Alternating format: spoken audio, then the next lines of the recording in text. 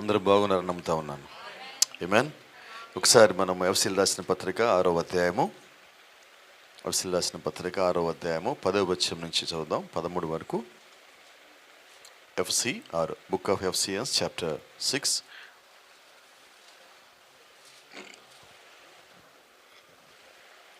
6వ అధ్యాయము 10వ వచనం చదువుతాం.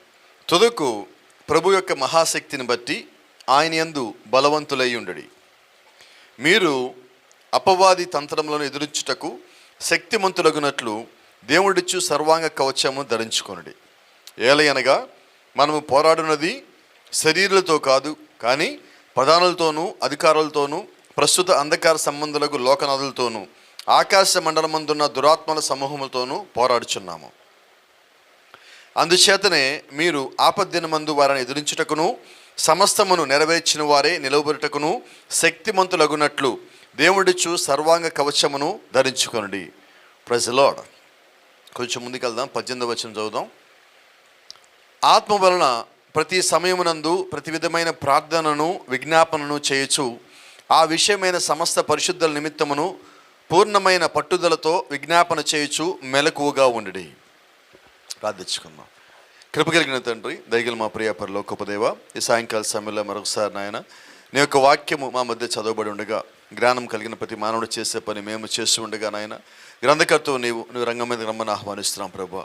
గ్రంథ రాష్ట్రుడు నీవై ఉండగా నీవు మాట్లాడినప్పుడు మాకు సమస్తము తేటగాను స్పష్టంగా అర్థమవుతుంది ప్రభా.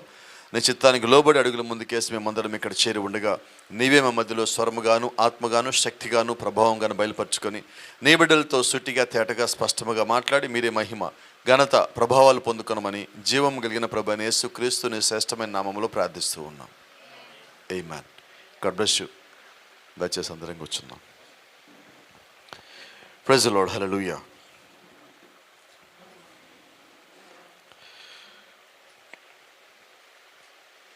కొన్ని మాటలు మనం చదువుకున్నాం ప్రారంభం నుంచి ఇక్కడి వరకు. మొదటి మాట 10వ వచనంలో, తుదకు ప్రభు యొక్క మహాశక్తిని బట్టి ఆయన యందు బలవంతులై ఉండుడి. ఎప్పటి వరకు మనం బలవంతులై ఉండాలని అపోస్తలుడైన పౌలు గారు ఆశపడతా ఉన్నారంటే చిట్ట చివరి వరకు. మనం దేవుణ్ణి ఎప్పటి వరకు నమ్మాలి? ఎప్పటి వరకు?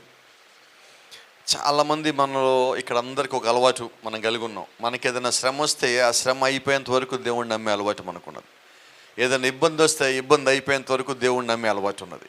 అయితే దేవుణ్ణి మనం ఎప్పటి వరకు నమ్మాలా? కొద్దిమందికి ఒక అలవాటు ఉన్నది.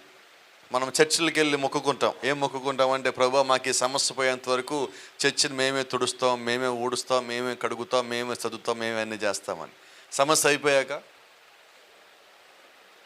అంటే నువ్వు ఎంతవరకు దేవుణ్ణి నమ్మావు? ఇప్పుడు నా సమస్య అయ్యేంత వరకు.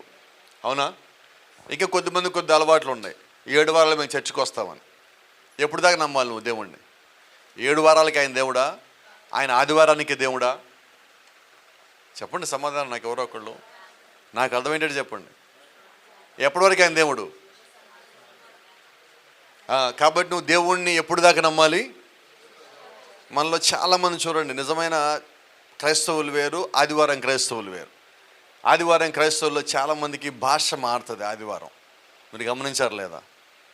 వాళ్ళ వస్త్రధారణ మారుతుంది, వారి మాట తీరు మారుతుంది, అన్నీ మారుతుంది. సోమవారం మళ్ళీ మామూలుగానే ఉంటారు. నేను అంటున్నా, మీరు ఆదివారం నటించారా, మిగతా రోజులు నటించారా? ఆదివారం నటించాం. ఎవరి దగ్గర నటించాం? ఇప్పుడు మనం నటిస్తున్నామని ఆయనకు తెలియదా? మీకు చిన్న మాట చెప్తా, మనం యాక్టర్లం అయితే ఆయన డైరెక్టరు. కాబట్టి మనం యాక్షన్ ఎక్కువ చేస్తున్నామో తక్కువ చేస్తామో ఆయనకు బాగా తెలుసు. కాబట్టి ఈరోజు జ్ఞాపకం చేసుకోవాల్సింది ఏంటంటే, ఆయన నిజమైన దేవుడు. నువ్వు ఏమి చేయకుండా ఉన్నప్పుడే, నువ్వు భూమి మీద రావటానికన్నా ముందుగానే నువ్వు ఏంటో తెలిసిన ఆయన, నీ గురించి ఎరిగిన దేవుడు, నీ హృదయం ఎరిగిన దేవుడు, నిన్ను పేరు పెట్టి పిలిచిన దేవుడు, భూమి మీద దినముల మొత్తం లెక్క పెట్టిన దేవుడు, నువ్వు ఎలాగ ఆయన దగ్గరికి వస్తావో ఎరిగిన దేవుడు, నువ్వు భూమి మీద ఏం చేస్తావో తెలిసిన దేవుడు, నువ్వు పాపం చేయటానికన్నా ముందుగానే నువ్వు చేస్తావని ఆయనకు ముందుగా తెలుసు కాబట్టి నీ కొరకు రక్తము కాచిన దేవుడు, నీ కొరకు కృపనిచ్చిన దేవుడు, నీ కొరకు శరీరధారిగా దిగి వచ్చిన దేవుడు, నీ కొరకు మరణాన్ని జయించిన దేవుడు. నువ్వు మరణానికి భయపడతావని, వ్యాధికి భయపడతావని ఆయనకు ముందుగా ఆయన తెలుసు కాబట్టి ఆ వ్యాధిని పోగొట్టడానికి ఆయనే రక్తము కాచాడు. నువ్వు మరణానికి భయపడతావని తెలిసి ఆ మరణం తీసేయటానికి ఆయనే నీ ముందు మరణాన్ని జయించిన వాడై ఉన్నాడు. కాబట్టి ఈరోజు మనం ఎటువంటి దేవుడిని కలిగి ఉన్నామంటే మనకున్న భయాన్ని తీసేసే దేవుడిని కలిగి ఉన్నాం, మనకున్న వ్యాధిని తీసేసే దేవుడిని కలిగి ఉన్నాం, మనకున్న బాధని తీసేసే దేవుడిని కలిగి ఉన్నాం, మనకున్న మరణాన్ని కూడా తీసేసే దేవుడిని మనం కలిగి ఉన్నాం. ఆమేన్. కాబట్టి మనం ఎప్పుడు దాకా దేవుడిని నమ్మాలా? రహస్యం ఏంటంటే నువ్వు ఎంత చిట్ట చివరి శ్వాస తీసుకునేంత వరకు ఆయన నమ్ముతావో ఆ నమ్మకము నిన్ను మరణంలోకి పోయినా బయట తీసుకొని వస్తుంది. సంతోషమేనా? కాబట్టి ఇప్పుడు దేవుణ్ణి ఎలా నమ్ముదాం మనం? నాకు ఏమి జరిగినా నేను మొదటగా దేవుణ్ణి నమ్మాలి. ఆమేన్. ఎక్కడి వరకు? చిట్ట చివరి శ్వాస తీసుకునేంత వరకు. నువ్వు చివరి గడి కావచ్చు నీ జీవితంలో కానీ నా జీవితంలో కానీ, నువ్వు మంచం మీద ఉండొచ్చు, ఇక నాకు ఇది అయిపోయింది, నా పని అయిపోయింది అనుకునే స్థితికి నువ్వు వచ్చినప్పుడు కూడా నీ విశ్వాసము కొద్దిగా కూడా తగ్గదు. ఆమేన్. మనకు చూడండి, ఒకసారి ఒక సహోదరుడు నా జ్ఞాపకం ఉన్నది. కోవిడ్ తర్వాత రీసెంట్గా హాస్పిటల్లో జాయిన్ అయ్యాడు. జనరల్ చెకప్ కోసం వెళ్ళాడు. అతని గుండెలో ఏదో సమస్య ఉన్నది, ఒకే మొత్తం పాడైపోయినది, ఆపరేషన్ చేయాలని చెప్పారు. ఒక 4 సంవత్సరాల నుంచి అతను వేరే వేరే వ్యక్తులతో మాట్లాడటంలా, గొడవలు పెట్టుకొని మానేస్తున్నాడు. ఇప్పుడు హాస్పిటల్కి వెళ్ళేటప్పుడు అతనికి ఒక భయం కలిగినది, నువ్వు సమాధానం లేకపోతే పరలోకం రావని. ఇప్పుడు వెంటనే అతను ఏం చేశాడో తెలుసా? ఎవరికైతే ఇతనంటే పడదో, ఎవరినైతే ఇతను తిట్టున్నాడో వాళ్ళకి ఫోన్ చేసి నేను తప్పు చేశానని క్షమించు అన్నాడు. మీకు చిన్న మాట చెప్తున్నా, నిజంగా నువ్వు పశ్చాత్తాపం కలిగి క్షమించమని అనటం వేరు. మాటలు మీకు అర్థమవుతున్నాయా? నేను ఇప్పుడు మరణిస్తున్నాను కాబట్టి నేను మరణిస్తే పరలోకానికి పోనేమో అన్న అనుమానంతో నువ్వు క్షమించమని అడిగావంటే అది క్షమాపణేనా? కానే కాదండి. కాబట్టి ఈరోజు మనం జ్ఞాపకం చేసుకోవాల్సిన సంగతి ఏంటంటే, నేను ఇతరుల దగ్గర దేవుడి దగ్గర ఎలాగుంటున్నా? యథార్థంగా ఉండాలా వద్దా మనం? ఇప్పుడు అది యథార్థత. ఎప్పుడు మన యథార్థతలోకి వస్తామో తెలుసా? మరణం మన దగ్గరికి వచ్చినప్పుడు. అంతేనా? మరణ భయం వచ్చినప్పుడు మనలో ఒక భయం వస్తుంది. ఈ భయం ఏం చేస్తుందంటే మనల్ని అన్ని నొప్పిస్తుంది. కానీ మరణం తప్పిపోతే మళ్ళీ పాత స్వభావం బయటకు వస్తుంది. నా ఉద్దేశం ఏంటంటే, ఈ రాత్రి మీకు చెప్పాలనుకున్న ఉద్దేశము, నీకు సమస్య వచ్చినప్పుడు నువ్వు మారి సమస్య పోగా నువ్వు మళ్ళీ మారద్దు, నువ్వు పాత దానికి రావద్దు. నువ్వు ఎలాగుండాలంటే సమస్య వచ్చినా పోయినా నువ్వు ఒకేలాగుండా. ఆమేన్. యేసుక్రీస్తు ఒంటి మీద కొడా దెబ్బలు పడుతుంటే నాకు సమస్య వచ్చింది కదా వీళ్ళందరితో నాకెందుకు వెళ్ళిపోయాడానా? కాదండి, వెళ్ళిపోలా. ఆయన ఇంకా ప్రేమిస్తున్నాడు మనల్ని. కాబట్టి ఈరోజు నిజమైన క్రైస్తవుడు అయితే నీ దగ్గరికి సమస్యలు వచ్చినప్పుడు నువ్వు దేవుడిని ఇంకా ప్రేమించాలి. ఆ సమస్య దేవుడు దాటి చేస్తే ఇప్పుడు చెప్పండి, ప్రేమిస్తున్నామా అంటున్నాను నేను. ప్రేమించాలి, కరెక్ట్. ఆ మాట మీరు చెప్పిన సంతోషం. మనం నిజంగా ప్రేమిస్తున్నామా? నిజంగా నువ్వు దేవుణ్ణి ఇంకా ఎక్కువ ప్రేమించేవాడు అయితే నీ ఇంట్లోనూ నా ఇంట్లోనూ ఒక దేవుడి కార్యం జరిగిన తర్వాత మన విశ్వాసం ఎక్కువ ఉండాలా తక్కువ ఉండాలా? మన ప్రార్థన ఎక్కువ ఉండాలా తక్కువ ఉండాలా? మనం చెప్పే సాక్ష్యం ఎక్కువ ఉండాలా తక్కువ ఉండాలా? మనం ఆయన గురించి సువార్త చేయాలా వద్దా? ఎందుకు చేయాలంటే దేవుడు నిన్ను కాపాడాడు, దేవుడు నీకు సాక్ష్యం ఇచ్చాడు కాబట్టి నువ్వు సువార్త చేయాలా. అపోస్తలుడు పౌలు అంటున్నాడు, నా మీద సువార్త ప్రకటించవలసిన భారం ఉన్నది కాబట్టి సువార్త ప్రకటించబోయిన ఎడల నాకు శ్రమ. రైట్. ఇప్పుడు కొంచెం కోపం తెచ్చుకునే మాట చెప్తా మీ అందరికీ. మనందరి జీవితాల్లో దేవుడు కార్యాలు చేశాడు చేయలేదా? మా జీవితంలో కార్యం చేయలేదు అన్నోళ్ళు చేయొద్దండి. మా ఇంట్లో కానీ మా జీవితంలో కానీ దేవుడు ఇప్పుడు దాకా ఏ కార్యము చేయలేదు అన్నోళ్ళు చేయొద్దండి. అందరి జీవితంలో చేశాడు, అవునా? సో ఆయన మంచి దేవుడే, అందరి దృష్టిలో సమానంగానే కార్యాలు చేశాడు కాబట్టి ఆయన మంచి దేవుడే. నిజమేనా? సరే, ఆయన నిజంగా మంచి దేవుడు అయితే ఆయన మన జీవితంలో సాక్ష్యం ఎందుకని చేశాడు? సాక్ష్యం చెప్పాలా? ఎవరికి చెప్పాలా? చర్చిలో పాస్టర్ గారు చెప్పాలా? అంతేనా? సంఘంలో నిలబడి మైకులో చెప్పాలా? అంతేనా? చెప్పండి, సాక్ష్యం ఎవరు చెప్పాలా? నువ్వు బయట సాక్షిగా జీవించాలా. నీ జీవితంలో సాక్ష్యం జరిగితే నీ రోడ్డు మొత్తం ఆ సాక్ష్యం తెలియాలా వద్దా? మనం చెప్పమండి, కోపడం మాకు మనం చెప్పం. ఎందుకని చెప్పం? నిజంగా దేవుడు నా జీవితంలో కార్యం చేస్తే నేనేం చేయాలా? చెప్పాలా వద్దా? అదే నువ్వు చేసే సువార్త దేవుడి కొరకు. దానివల్ల ఆ స్థితిలో ఉన్న వాళ్ళు ఆకర్షించబడతారు. అయితే ఈరోజు మనం ఏం చేస్తున్నామంటే దేవుడి ఇచ్చిన సాక్ష్యాలు దాచేస్తున్నాం. దేవుడి నిమిత్తం సువార్త చేయటల్లా. అపోస్తలుని పౌలు అంటున్నాడు, నేను సువార్త ప్రకటించాల్సిన భారం నా మీద ఉన్నది. నీకు సాక్ష్యం ఎందుకు ఇచ్చాడంటే ఆ భారం ఇప్పుడు నువ్వు కలిగి ఉన్నావు. ఇప్పుడు ఆ భారం కలిగి ఉండి నా పని చేయకపోతే గట్టిగా చెప్పండి. అందుకే అన్న మీకు కోపం వస్తుంది, బాధ కలుగుతుందని. ఇప్పుడు నాకు సాక్ష్యం ఇచ్చి నేను ఆ సాక్ష్యం చెప్పి నేను ఎవరిని దేవుడి దగ్గర నడిపించకపోతే ఇప్పుడు నేనేం కలిగి ఉన్నాను? భారం కలిగి ఉన్నా, కానీ ఆ పని చేయలే. కాబట్టి ఇప్పుడు నా దగ్గరికి ఏమొచ్చింది? శ్రమ వచ్చింది. రైట్, ఇప్పుడు మన శ్రమలకి మనం కూడా ఒక కారణమేనా? నిజమేనా? శ్రమ మనకి ఎప్పుడు వచ్చింది? ప్రార్థన సరిగా చేయక, వాక్యం సరిగా చదవక. నువ్వు వాక్యం సరిగా చదివి నిరంతరం నువ్వు ప్రార్థించేవారు అయితే దేవుడు నువ్వేం చేయాలో నీకు చెప్పడా? నువ్వు ఎలా నడవాలో నీకు చెప్పడా? ఎలా జీవించాలో నీకు చెప్పడా? నువ్వు నిజంగా నాకు తెలియదు ప్రభు, నాకు ఇది అర్థం కావట్లేదు ప్రభు అంటే నీకు అర్థమయ్యేలాగా బోధించడానికి సేవకుడిని అవసరమైతే నీ దగ్గరికి పంపిస్తాడు. నిజమైన మాట. దేవుడి దగ్గర సేవకులు ఉన్నది ఎందుకు? దేవుణ్ణి నమ్ముకునే సేవకులు ఉన్నారు, దేవుణ్ణి నమ్ముకునే సేవకులు కూడా ఉన్నారండి. ఈరోజు మనం నిజంగా ప్రార్థించే వారం అయితే ప్రభువా నాకు ఇది అర్థం కావట్లేదంటే నీ కొరకు సేవకుడు అక్కడ రావాల్సి ఉన్నాడు, లేదా నీవే ఆ కూడికలోకి రావాల్సి ఉన్నావు. ఏదో రకంగా దేవుడు ద్వారం తెరుస్తాడు, ఏదో రకంగా దేవుడు ఆయన యొక్క మార్గంలోకి నిన్ను తీసుకొచ్చే దేవుడై ఉన్నాడు. Praise the lord. కాబట్టి జ్ఞాపకం పెట్టుకోండి, నిజమైన క్రైస్తవుడైతే, ఈ మాట మళ్ళా చెప్తున్నాను, నిజమైన క్రైస్తవుడైతే ఆదివారం ఇంట్లో ఉండడం. ఎవరు రావలేదు ఆమె ఎక్కడి నుంచి? నేను అందరి గురించి మాట్లాడాలా, మీకు కోపం వస్తుందేమో. నిజమైన క్రైస్తవుల గురించి నేను మాట్లాడుతున్నా. నిజమైన క్రైస్తవుడు ఎప్పుడు ఎలాగ ఉంటాడంటే, నేను ఎప్పుడు చర్చికి వెళ్ళాలని ఒక మంట కలిగి ఉంటాడు. నేను ఎప్పుడు దేవుడు మాట్లాడాలని మంట కలిగి ఉంటాడు. ఎందుకు మంట కలిగి ఉంటాడంటే దేవుడు నీతో మాట్లాడేది దేవుని యొక్క సంఘంలోనే. నువ్వు ఎందుకు సంఘానికి రావాలంటే దేవుడు నీతో మాట్లాడటానికి అక్కడ ఒక సంఘం కట్టాడు, అక్కడ ఒక సేవకుని పెట్టాడు, అక్కడ ఒక క్రమం పెట్టాడు. అక్కడ దేవుడు నువ్వు రావటానికి అన్ని మార్గాలు తెరిచారు. నువ్వు అక్కడికి వచ్చినప్పుడు నువ్వు ఇంట్లో ఏం ప్రార్థించావో దేవుడు అక్కడి నుంచి మాట్లాడతాడు.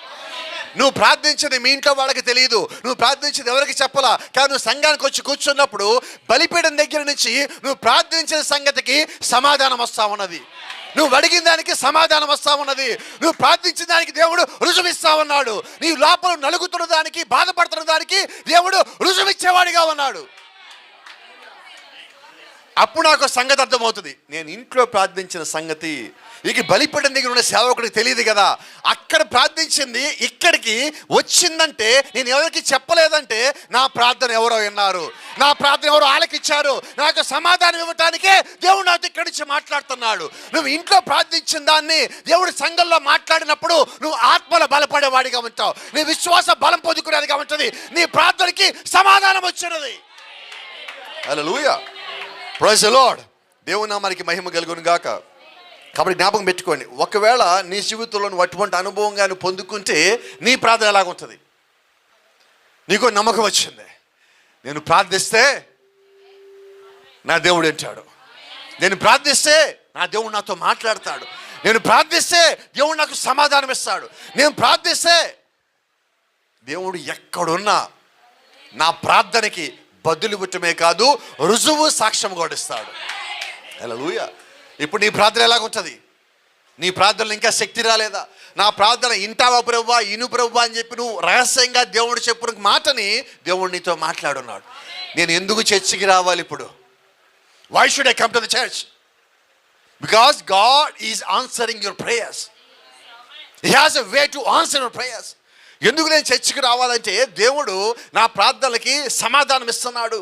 దేవుడు నీకు సమాధానం ఇవ్వటానికి ఆయనకు ఒక మార్గం ఉన్నది. నువ్వు ఆయన మార్గంలోకి వస్తే ఆయన నీకు సమాధానం ఇస్తాడు. Praise the lord. దేవుని నామానికి మహిమ ఘనత ప్రభావం కలుగును గాక. ఇక్కడ సంగతి మీకు చెప్పాలా, నువ్వు ఎప్పుడైతే ప్రార్థన చేయాలని కోరుకుంటున్నావో ఆ ప్రార్థన చేయాలని కోరుకుంటున్నప్పుడే దేవుడికి తెలుసు ఆయన నీ దగ్గర రావటానికన్నా ముందుగానే అపవాది వస్తాడని. ఎందుకు దేవుడు నీకు ముందు వాక్యం ఇచ్చి ఆ తర్వాత ప్రార్థన చేయమన్నాడు? నువ్వు వాక్యం చదివినప్పుడు, నువ్వు దాన్ని విన్నప్పుడు, సంఘంలో కానీ ఎవరైనా చెప్పేటప్పుడు కానీ, ప్రార్థనలో కానీ, ఇంకోటి చదివేటప్పుడు కానీ నువ్వు విన్నప్పుడు విశ్వాసం పొందుకుంటావు. నువ్వు ఎంత విశ్వాసం పొందుకున్నావో అంతే ప్రార్థన చేయగలవు. ఎందుకంటే విశ్వాసం పొందుకున్నంత వరకు నువ్వు నమ్ముతావు. ఆ నమ్మిన దాంట్లోంచి ప్రార్థిస్తావు. ఆ ప్రార్థించిన దాంట్లో దేవుని కొరకు ఎదురు చూస్తావు. ఆ ఎదురు చూసే దాంట్లోనే ఆయన ఈ కార్యం చేస్తాడని ఒక నిరీక్షణ కలిగి ఉంటావు. హల్లెలూయా, దేవుని నామానికి మహిమ. ఇప్పుడు నువ్వు ప్రార్థించినప్పుడు దేవుడు నీ మాటను ఆలకించి నీకు సమాధానం ఇచ్చే లోపు దేవుడి పట్ల కలిగి ఉన్న విశ్వాసాన్ని పోగొట్టడానికి అపవాది వస్తాడు. వాడి పని ఏంటి? నీ మీద దాడి చేయటం, నిన్ను ఇబ్బంది గురి చేయటం, నిన్ను శోధన గురి చేయటం, నిన్ను బాధ గురి చేయటం. Praise the lord. అయినప్పటికీ నువ్వు దేవుణ్ణి స్తుతించేవారిగానే ఉండాలి. ఎప్పుడు దేవుణ్ణి స్తుతించగలవు? వాక్యం విని ఉన్నప్పుడు. ఆమేన్. ఇక్కడ వచ్చిన మాట, నేను మీకు మాట చెప్తా ఉన్నా, నీవు పరిశుద్ధాత్మ పొందితువని చెప్పుకొని వెంటనే సాతాను నీ మీదకి తుపాకీని ఎక్కుపెట్టును. ఎప్పుడు ఎక్కువ పెడతాడు? నేను సినిమాలకు వెళ్తున్నప్పుడు, షికారుకి వెళ్తున్నప్పుడు, లోకల్లో ఉన్నప్పుడు, తిరుగుతున్నప్పుడు, తాగుతున్నప్పుడు, నా ఇష్టానుసారంగా జీవించినప్పుడు అపవాది ఎప్పుడు నీ మీద తుపాకీ ఎక్కువ పెట్టడు. ఎందుకని? నువ్వు వాడి సైన్యంలో ఉన్నావు. వాడి సైన్యంలో ఉన్నావు, వాడు చంపడు.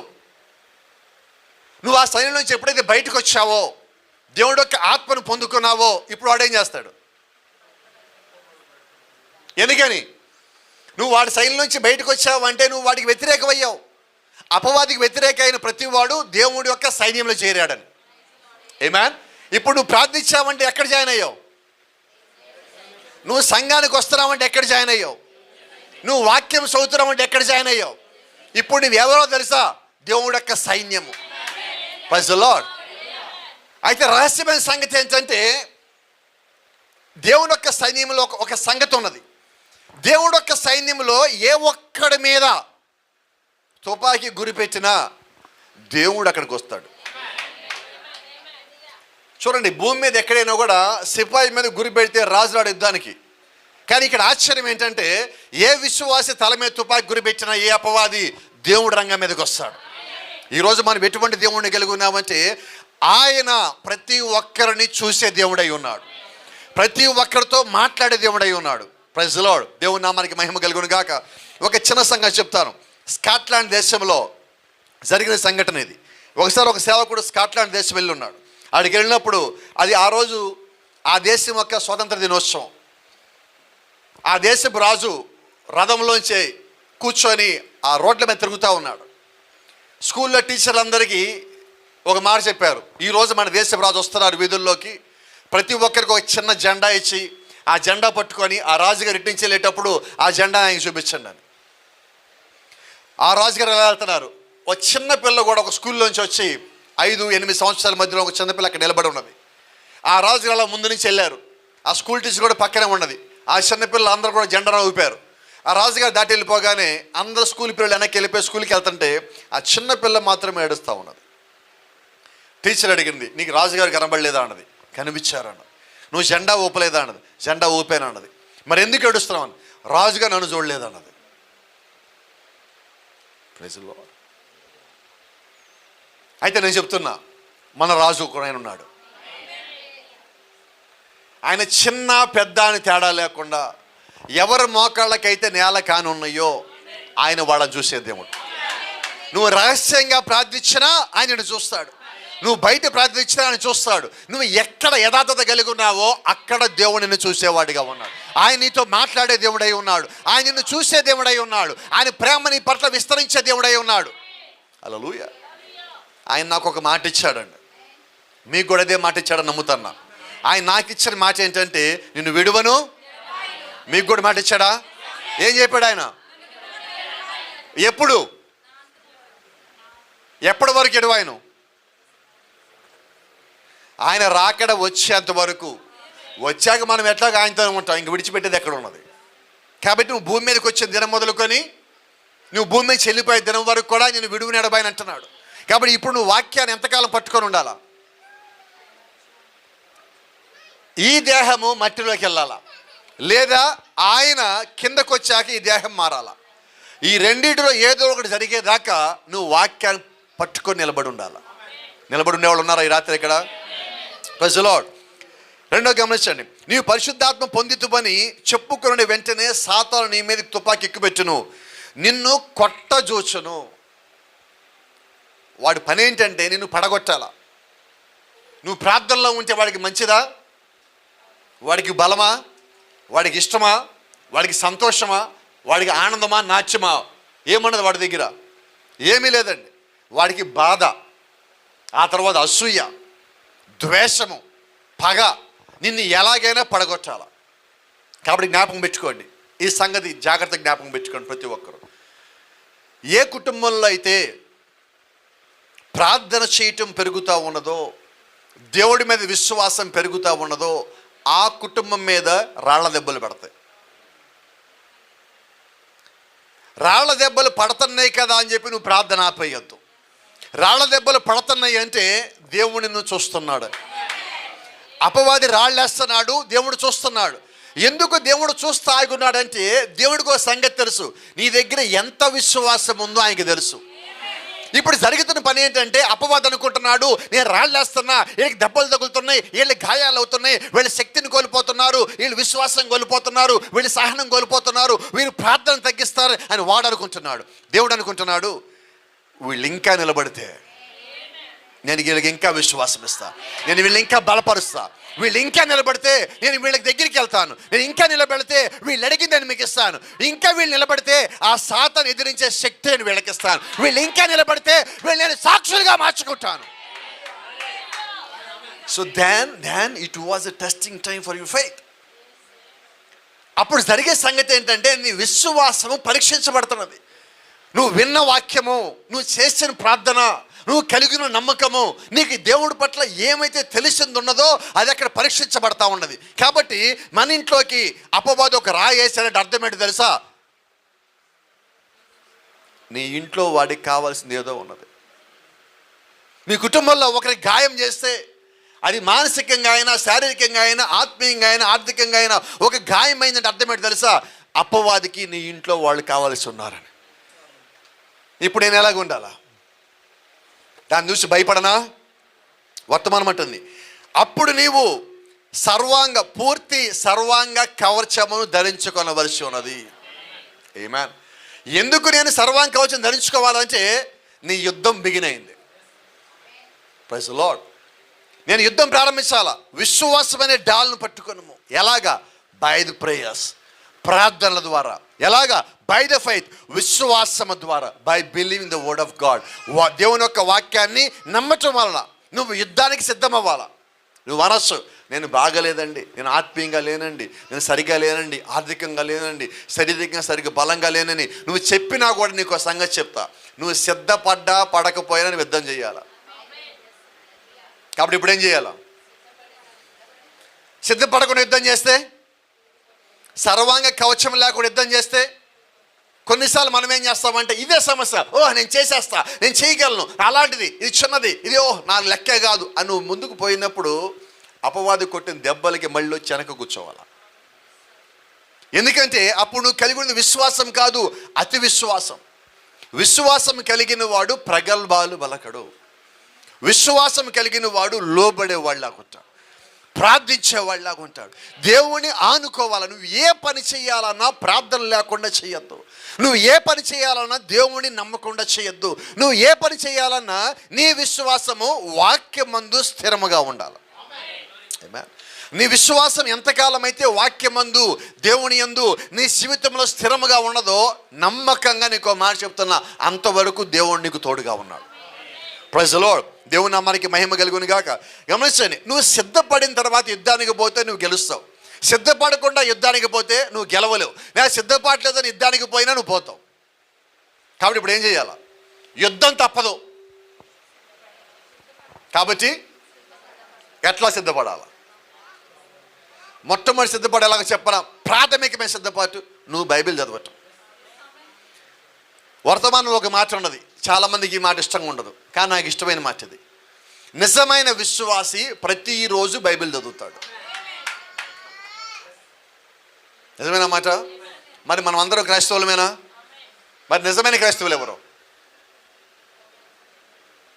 కోపం రాదా మీ దగ్గర? ఎవరి దగ్గర? మీరందరూ మీతో పాటు మీ కుడి చేతి కూడా తెచ్చారనుకుంటున్నా. తెచ్చారా లేదా? కుడి చేతులు తెస్తే చెప్పండి, అందరూ వద్దు, తెచ్చిన వాళ్ళు మాత్రమే. సరే, నిజమైన క్రైస్తవులు మేము అంటానికి రుజువేంటి? ఇప్పుడు నిజమైన క్రైస్తవులు చెయ్యొద్దండి. ఏంటిది? క్రైస్తవులు అంటున్నాం కదా మరి మనం. అంటే ఇప్పుడు కోపపడమాక, నా మీద కోపపడ్డా కూడా ఉపయోగం లేదు, మిమ్మల్ని ప్రేమించాను కాబట్టి ఈ మాట చెప్తున్నా. మనం నిజమైన క్రైస్తవులం అయితే ఏం చేయాలి? ఇప్పుడు ఇంటికి వెళ్ళగానే ఏం చేద్దాం? కానీ మనకు ఒక అలవాటు ఉంది, ఎక్కడికి పోయినా బైబిల్ తీసుకొని పోతాం. ఎందుకని? బైబిల్ చేతిలో ఉంటే మంచి జరుగుద్దండి. ఏమి జరగదండి. బైబిల్ చేతిలో ఉంటే జరగదు, నీ లోపల ఉంటే జరుగుతుంది. మా ఇంట్లో ఉంటే ఏమి జరగదు, నా ఒంట్లో ఉంటే ఏమైనా జరుగుతుంది. కాబట్టి నా పక్కన బైబిల్ ఉంటే నాకు భయం ఉండదండి, నాకు బలం వస్తుంది, ఏమీ రాదు. అది నీ ఊహ, నీ అభూత కల్పన. ఆ వాక్యము నీ లోపల ఉండాలా. దేవుడి మీద విశ్వాసం నువ్వు కలిగి ఉండాలా. ఆ వాక్యము నీ లోపల ఉండాలా. నీ ఎదురుగా దేవుడు బైబిల్ ఇచ్చాడు, నీ చేతిలో దేవుడు బైబిల్ పెట్టాడు, నీకు చదువుకోవడానికి కావాల్సిన జ్ఞానం ఇచ్చాడు. చిన్నప్పుడు నీ తల్లిదండ్రులు నీకు ఎంతో ఖర్చు పెట్టి చదువు నేర్పించారు. వాళ్ళు చదువు ఎందుకు నేర్పించారంటే దేవుడు వాళ్ళకి అవకాశం ఇచ్చాడు నీకు చదువు నేర్పించడానికి. వాళ్ళకి శక్తినిచ్చాడు నువ్వు చదువుకోవటానికి. ఎందుకు దేవుడు ఏర్పాటు చేశారంటే ఆ చదువు వల్ల నువ్వు బైబిల్ చదువుతావని. కానీ మనం ఏం చేస్తామంటే చదువును ఇంకో దానికి వాడుతున్నాం. కానీ చదువు వచ్చింది దేనికంటే మొట్టమొదటిగా దేవుడి కృపను బట్టి. అంతేనా? ఇప్పుడు దేవుడు కృపను బట్టిగా నాకు చదువు వస్తే మొట్టమొదటి ఏ పుస్తకం చదవాలా? రాత్రి కూడా మాట్లాడున్నట్టున్నాను, అవునా? ప్రతి సంవత్సరం మనకున్న టెక్స్ట్ పుస్తకాలు మొత్తం చదువుతావు, స్కూల్కి వెళ్ళి కాలేజీకి వెళ్ళి, అవునా కదా?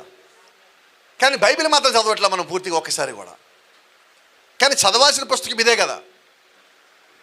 ఈ పుస్తకం అన్నిటికన్నా ప్రాముఖ్యమైనది. ఇది నువ్వు చదవవలసి ఉన్నావు. నువ్వు వాక్యం చదివినప్పుడు దానిలోంచి నువ్వు శక్తిని పొందుకుంటావు, దానిలోంచి విశ్వాసం పొందుకుంటావు. దేవుడు ఏ ఏ సమయాల్లో ఎవరికి ఏ రీతిగా తోడుగా ఉన్నా నీకు తెలిసినప్పుడు నీ జీవితంలో దాన్ని వాడతావు.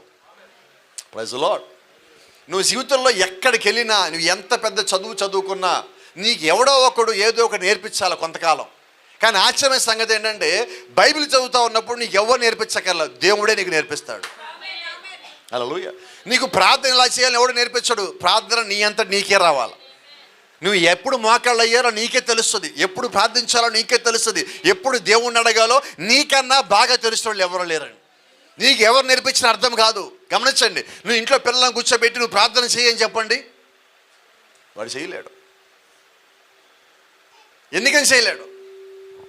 ఆ ప్రార్థన వారి జీవితంలోకి రాలేదు. ఇంకా మొక్కుబడిగా చేస్తారు. తండ్రి తిడతాడనో అమ్మ తిట్టుద్దనో ప్రార్థించే పిల్లలు కూడా ఉన్నారు ఈరోజు. అది నిజమైన ప్రార్థన? ఆ ప్రార్థన దేవుడి సన్నిధి చేరదండి. వాళ్ళకి నేర్పించడం కొరకు నువ్వు చేసే ఒక ప్రయత్నం. అయితే ఎప్పుడైతే దేవుడు వారి లోపల కదలాడాడో నువ్వు వాళ్ళకి ప్రార్థన చేయమని చెప్పాల్సిన పని లేదు. చాలాసార్లు తల్లిదండ్రులు ప్రార్థన చేస్తా, పిల్లలు అటు ఇటు తిరుగుతూ ఉంటే ఆడుతూ ఉంటే, రా వచ్చి నా పక్కన కూర్చో ప్రార్థించు, బైబిల్ చదవేయండి, ఒకసారి చదువు, నా ముందు తెరువు అని మనం అంటూ ఉంటాం. అయితే కొద్ది కాలం అయిన తర్వాత వాళ్ళు నిజంగా ప్రార్థనలోకి వచ్చినప్పుడు నువ్వు చెప్పాల్సిన అవసరం లేదు. రెండోది, నీ పిల్లలు ప్రార్థిస్తున్నారో లేదో నీకు ఎలా తెలుస్తుంది? ఇప్పుడు కుటుంబాలు కొంచెం మోడర్న్గా అయినాయి, అవునా? పిల్లలకు ఒక గది ఇస్తున్నాం, అవునా కాదా? ఆ గదిలో వాళ్ళు ప్రార్థిస్తారా లేదా? మనం అడిగాం పొద్దున్న పిల్లలుగానే, ఏ రాత్రిని ప్రార్థించావా? డాడీ ప్రార్థించా, మమ్మీ నేను ప్రార్థించాను. వాళ్ళు నిజంగా ప్రార్థించారు లేదు ఎలా తెలియాలి? చెప్పలు ఎప్పుడు తెలుస్తుందో? వాళ్ళ జీవితంలో వాళ్ళకి వ్యతిరేకమైన ఒక చిన్న పరిస్థితి వచ్చినప్పుడు వాళ్ళు ప్రార్థించారో లేదో బయటకు వస్తుంది. వాళ్ళు ప్రార్థించిన వాళ్ళు అయితే ఎలాగుంటారో తెలుసా? కళ్ళల్లోంచి నీళ్ళు రావు, భయపడరు, తొట్టిల్లరు, బాధ ఉంటుంది లోపల, కానీ పైకి ఏముంటుంది తెలుసా? నేను దీన్ని జయిస్తాను, నేను ప్రార్థిస్తున్నా, ఖచ్చితంగా దేవుడు నాకు సహాయం ఇస్తాను. కాబట్టి మీరు నా గురించి ఆలోచించమాకండి, నా ప్రార్థనతో నేను దీన్ని సాధించుకుంటాను. Praise the lord. ఎలా తెలిసింది? అప్పుడు నీ పిల్లల మీద నువ్వు నమ్మకం కలిగి ఉండు. ఎందుకని నమ్మకం తెలుసా? నా కుమార్తె, నా కుమారుడు ప్రార్థిస్తున్నాడు. కాబట్టి ఇప్పుడు నువ్వేం చేయాలంటే, నువ్వు వాళ్ళని బాధ పెట్టక్కర్లా, నువ్వు మాట్లాడక్కర్లా, నువ్వు కోపడక్కర్లా. నీవు కూడా రహస్యం ముందు అదే దేవుడిని అడుగు. మీ ఇంట్లో పిల్లలు ఏ దేవుడిని అడుగుతున్నారో నువ్వు అదే దేవుడిని అడుగు. ప్రభువా, వాళ్ళు ప్రార్థనలు ఎదుగుతున్నారు, వాళ్ళకు ఒక పరిస్థితి వచ్చింది, దాన్ని ఎదుర్కొంటున్నారు, వారి ప్రార్థనతో పాటు నా ప్రార్థన కూడా వారిని కాపాడలాగా సహాయం చేయి ప్రభువా. ఇప్పుడు ఈ ప్రార్థన దేవుడిని చేరుతుందా లేదా? ఏమన్ ఎలా చేరుతుందో చెప్పనా? ఇప్పుడు నా దగ్గర మొబైల్ ఫోన్ ఉన్నది. ఈ మొబైల్ ఫోన్ తీసి అబ్రహ్మ గారు ఎక్కడ నెల్లూరులో ఉన్నారు, ఆయనకి ఫోన్ రింగ్ చేశా. ఇక్కడి నుంచి రింగ్ చేయగానే 1 సెకండ్ 2 సెకండ్ల తేడాతో అక్కడ ఫోన్ రింగ్ అవుతుంది. అక్కడి నుంచి ఆయన ఫోన్ తీశాడు. Praise the lord. అయితే మీకు ఒక సంగతి చెప్పనా, ఈ ఫోన్ రింగ్ చేయగానే ఇది నేరుగా ఆయన దగ్గరికి పోదు. తెలుసా మీకు? ఎక్కడికి వెళ్తుంది? ఇక్కడున్న సెల్ టవర్కి వెళ్తుంది. అక్కడి నుంచి శాటిలైట్కి పోతుంది. అక్కడి నుంచి ఆయన ఎక్కడున్నాడు అక్కడ సెల్ టవర్కి పోతుంది. ఆ తర్వాత ఫోన్కి వెళ్తుంది. కానీ మనకేంటంటే ఈ ఫోను ఆ ఫోను కనిపించింది, ఆయన నిన్ను కనిపిస్తాను, ఇంకెవరు కనిపించాల. Praise the lord. మీకు ఎంతవరకు మనకి అర్థమైందని? ఎంతమందికి అర్థమైంది? అంటే నువ్వు ప్రార్థించినప్పుడు మనకు ఒక శాటిలైట్ ఉన్నది. మనకున్న శాటిలైట్ పేరు ప్రభు అయిన యేసుక్రీస్తు. నువ్వు ప్రార్థించిన తర్వాత ఇది నేరుగా ఆయన దగ్గరికి చేరుతుంది. ఆయన దగ్గర చేరిన ప్రతీది కూడా మళ్ళా సమాధానం తిరిగి వస్తుంది. ఆలస్యం కాదు. ఆయన ఏ సమయానికి అది చేయాలనుకున్నారో ఆ సమయానికి ఆయన దాన్ని చేసే దేవుడై ఉన్నాడు. కాబట్టి నీ ప్రార్థన ఎప్పుడు దేవుని వైపే తిరగాల. Praise the lord. రెండో సంగతి మీకు జ్ఞాపకం చేసుకో. ఎప్పుడైతే నువ్వు ప్రార్థనలు ఎదుగుతున్నావో, అపవాది శోధనకు గురి చేసినా నువ్వు ఇంకా నమ్మకంగా ప్రార్థిస్తున్నావో వాడు వదిలేడు. వాడు రెండో మార్గంలో వస్తాడు. మొట్టమొదటిది శారీరకంగా దెబ్బ కొడతాడు, ఆర్థికంగా దెబ్బ కొడతాడు, ఆత్మీయంగా దెబ్బ కొడతాడు. వాడు ప్రతిసారి ప్రతి దాంట్లో దెబ్బ కొడతానే ఉంటాడు. నువ్వు ఒకదాన్ని తట్టుకొని జయించి బయటకు వచ్చిన తర్వాత నువ్వు అనుకుంటావు నేను జయించాను అపవాదిని. నువ్వు అనుకున్నావంటే మళ్ళీ వాడు ఇంకో దాంట్లో వస్తాడు. అది కూడా జయించావా, వాడు మళ్ళీ ఇంకో దాంట్లో వస్తాడు. వాడి పని ఏంటంటే ఒకదాని తర్వాత ఒకటి నీకున్న ప్రతి దాని మీద దెబ్బ కొడతానే ఉంటాడు. ఆమేన్. అయితే రహస్యం చెప్పొచ్చా, వాడు ఎన్ని దెబ్బలు కొట్టినా మనం ఇంకా ఉన్నాము కదా. దాని అర్థం ఏంటో తెలుసా? వాడు దెబ్బ కొట్టిన ప్రతిసారి ఆ దెబ్బని తట్టుకునే శక్తి దేవునికి ఇచ్చున్నాడు. హల్లెలూయా. దేవుని నామానికి మహిమ కలుగును గాక. See, there is only one way to stop the devil. Be prepared. అపవాదిని ఆపటానికి ఒకే ఒక్క మార్గం ఉన్నది, నువ్వు సిద్ధపడి ఉండటం. ఆమేన్. ఈరోజు మనకు తెలియజేసిన ఇంకో సంగతి ఉన్నది. మనకి ఏం జరిగినా మనం ఏమనుకుంటామంటే ఇది అపవాది చేశాడంటాం. మనము తప్పు నిర్ణయం తీసుకున్నా కూడా కొన్నిసార్లు ఏమంటామంటే ఇది కూడా అపవాది చేశాడంటాం. కాదండి, అపవాది చేసింది కొన్ని అయితే మనం చేసేవి చాలా ఉన్నాయి. ఇప్పుడు అపవాది చేశాడా, మనం చేసామా? ఇంకోటి కూడా ఉన్నది. కొన్నిసార్లు దేవుడే నిన్ను శోధనకు అనుమతిస్తాడు. ఇప్పుడు అపవాది పెట్టినదా, ఇది దేవుడి ద్వారా వచ్చిందా, నేను చేసుకున్నదా? ఈ మూడిట్లో నాకు వచ్చింది ఇది శ్రమ పరీక్ష, నాకు తెలియాల. శ్రమ పరీక్ష తెలియకుండా ఏమని ప్రార్థించాలా? ఒక చిన్న మాట చెప్తాను, మన ప్రార్థనలో చేసే పొరపాట్లు ఇవి. ఇప్పుడు నాకు వచ్చింది అపవాది ఒక శ్రమ అనుకున్నా, అపవాది ఒక శోధన అనుకున్నా. అయితే వాస్తవంగా దేవుడు నాకు పెట్టిన పరీక్ష అది. ఇప్పుడు నేనేమని ప్రార్థన చేస్తా చెప్పండి? దేవుడు నాకు ఒక పరీక్ష పెడితే నా జ్ఞానం ఏమనుకున్నదంటే ఇది అపవాది శోధన అంటున్నది. ఇప్పుడు నేనేమని ప్రార్థన చేస్తా దేవుడికి? అపవాది శోధన నుంచి నన్ను విడిపించాయంటాం. అయితే నీకు పరీక్ష పెట్టింది ఎవరు? ఇప్పుడు నువ్వేమని ప్రార్థించావు?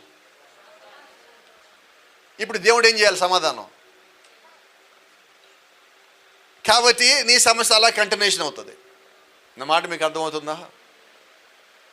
ఎందుకని ఈ మాట అంటున్నానంటే, నువ్వు వాక్యం వింటా ఉన్నప్పుడు, నువ్వు ప్రార్థిస్తూ ఉన్నప్పుడు, నీకు వాక్యంలో ఉన్న శక్తి, ప్రార్థనలో ఉన్న శక్తి నువ్వు కలిగి ఉన్నప్పుడు, నీకు అపవాది వల్ల వచ్చిందా, ఇది దేవుడి వల్ల కలిగినదా, నీకు తేడా తెలుస్తుంది. దాన్నే వివేచన అంటాం. ఆ వివేచన నువ్వు కలిగి ఉన్నప్పుడు ఇవే ప్రేమ అంటావు. ఇది అపవాది వల్ల రాలా, నీకు అర్థమైనది. మీరు గమనించండి, యోబు సంగతి కానీ తీసుకున్నట్లయితే యోబుకు వచ్చింది ఎక్కడి నుంచి? అపవాది పెట్టిన శోధనే. అయితే దేవుడు అనుమతి ఇచ్చాడు. అందుకని చుట్టుపక్కల వాళ్ళ స్నేహితులు వచ్చి ఎంతో వాదించినా యోబు ఏమంటున్నాడు? నేను తప్పు చేయను, నేను చేయలా, ఇది నాకు రావాల్సింది కాదు, నేను దేవుడితోనే మాట్లాడుకుంటాను, మీరెవరు మాట్లాడటానికి అంటున్నాడు. మరి ఇక్కడున్న ఎవరు అన్నా మనం అలాగ అనగలవా? ఎందుకండి? యోబు గారు చేసిన పని మీకు ఒకటి జ్ఞాపకం చేస్తా. నిజమైన ఒక క్రైస్తవ తండ్రి, ఒక నిజమైన క్రైస్తవ యజమాని ప్రతిరోజు చేసే ఒక పని యోబు గారి దగ్గర మనం నేర్చుకోవాలి. ఏంటి ఆ పని అంటే, ప్రతిరోజు కుటుంబాన్ని ఇలాగే కూర్చోబెట్టి ప్రతి ఒక్కరిని పిలిచి నువ్వేమైనా తప్పు చేసావా, నువ్వేమైనా పాపం చేసావా అని వారు చెప్పినప్పటికీ కూడా, మేమేమి చేయలేని చెప్పినప్పుడు కూడా మీరు పొరపాటునో తెలియకో ఏదో ఒకటి చేస్తుంటారు కాబట్టి అని అందరి నిమిత్తము పాప పరిహార బలి ప్రతిరోజు ఇచ్చేవాడు. అంటే ప్రతిరోజు వాళ్ళ కుటుంబంలో ఏమున్నది? బలి అర్పణ ఉన్నది, ప్రార్థన ఉన్నది, కుటుంబ ప్రార్థన ఉన్నది. ఈరోజు మన ఇళ్లలో యోబు గారి కాలంలో పాపం ఈరోజు ఉన్నంత ఎక్కువ ఉన్నదా, తక్కువ ఉన్నదా? యోబు గారి కాలంలో ఎక్కువ ఉందా, తక్కువ ఉందా? మన కాలంలో ఎక్కువ ఉందా, యోబు గారి కాలంలో ఎక్కువ ఉందా? మరి పాపం తక్కువగా ఉన్న కాలంలోనే యోబు గారు ప్రతిరోజు ప్రార్థన చేస్తే, పాపం ఎక్కువగా ఉన్న కాలంలో మనం ఏం చేయాలి? కానీ ఈరోజు మనం ఎంత బిజీ అంటే ప్రార్థన చేయటానికి మనకి సమయం లేదు, చాలా బిజీ అయిపోయాం మనం. అయితే ప్రార్థన లేకుండా నువ్వు సర్వాంగ కవచం ఎక్కడి నుంచి వచ్చింది? ప్రార్థన లేకుండా నీకు విశ్వాసం ఎక్కడి నుంచి వచ్చింది? నువ్వు ప్రార్థన లేకుండా అపవాదం ఎలా జయించగలవు? ప్రార్థన లేకుండా అపవాది ఒక శక్తి ఎదుర్కోవటానికి దగ్గర ఉన్న జ్ఞానం ఏంటి? అప్పుడు ఈరోజు ఒక నిజమైన క్రైస్తవ కుటుంబం అయితే మొట్టమొదటిగా నీవు కలిగి ఉండాల్సింది ప్రార్థన. రెండోది, నిజమైన క్రైస్తవుడు ఏ ఒక్కడో కూడా సంఘము మానేయడు, సంఘానికి రాకుండా ఉండడు. నువ్వు ఎప్పుడైనా ఒక్క ఆదివారము చర్చి మానేసావు అంటే అర్థం ఏంటో తెలుసా? నీ విశ్వాస జీవితంలో నువ్వు వెనక్కి వెళ్ళిపోయావని. ఒక్క దినము నేను రాలేకపోతే అంతేనా? కాబట్టి ఇప్పుడు ఏం చేద్దాం మనం? ఎవరు చెప్పట్లేదు సమాధానం. మానేద్దామా చర్చి మానేద్దాము అనుకున్న ఆలోచన రాగా నాకేం జ్ఞాపకం రావాలా? లేదు.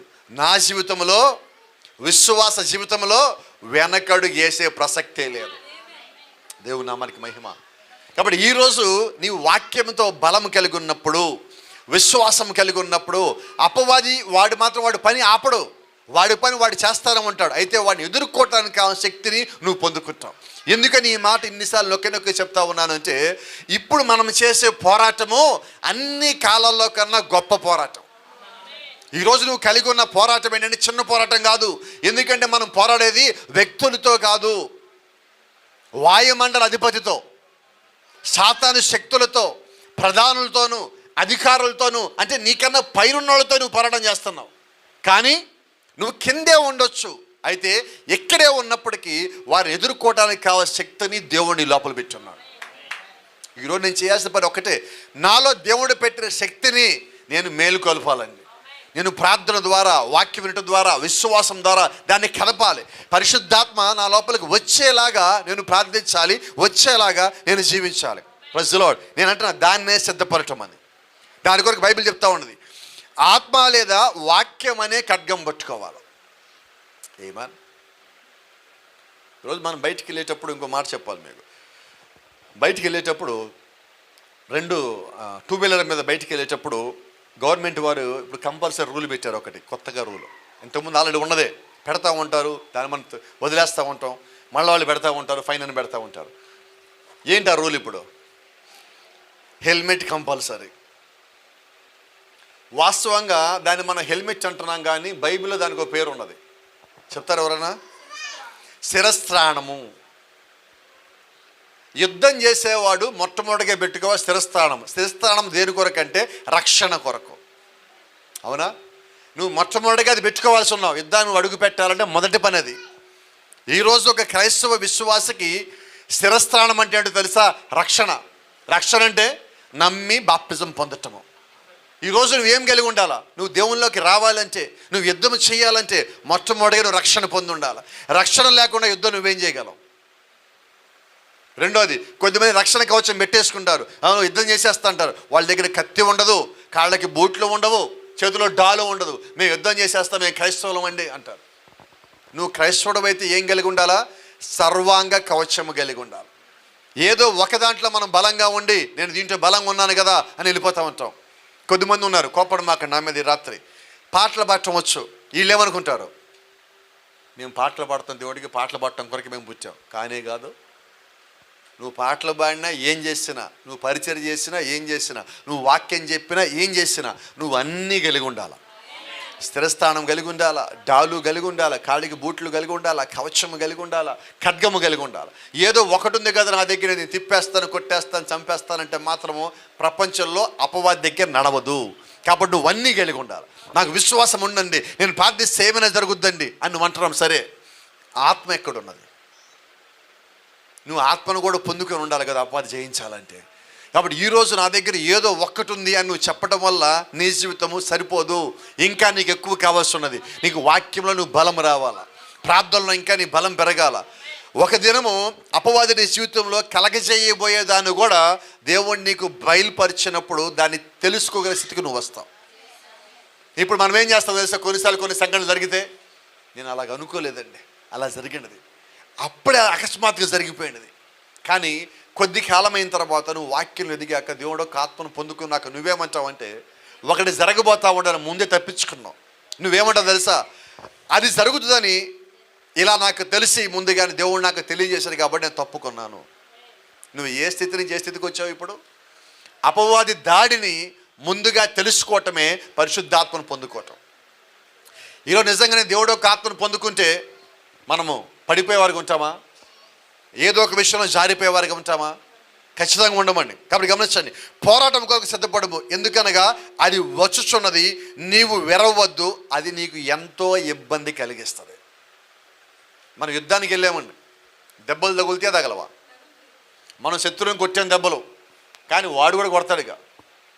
కానీ వాడి దెబ్బలు మనకి ఎక్కడ తగులుతే తెలుసా? ఎప్పుడు తగులుతే తెలుసా? యామరపాటుగా నీవు ఉన్నప్పుడు. అవునా కదా? మనల్ని ఎవడు మోసం చేస్తాడు? ఎప్పుడు మోసం చేస్తాడు? అపవాది మోసం చేస్తాడని తెలుసు. అయితే అపవాదిని ఎప్పుడు మోసం చేస్తాడు? నువ్వు వాడిని గుడ్డిగా నమ్మినప్పుడు, యామరపాటుగా ఉన్నప్పుడు, అంటే నువ్వు ప్రార్థనాపూర్వకంగా లేనప్పుడు. నా దృష్టిలో అంతేనా? నన్ను ఒకరు మోసం చేశాడు ఎప్పుడు చెప్తాం మనం?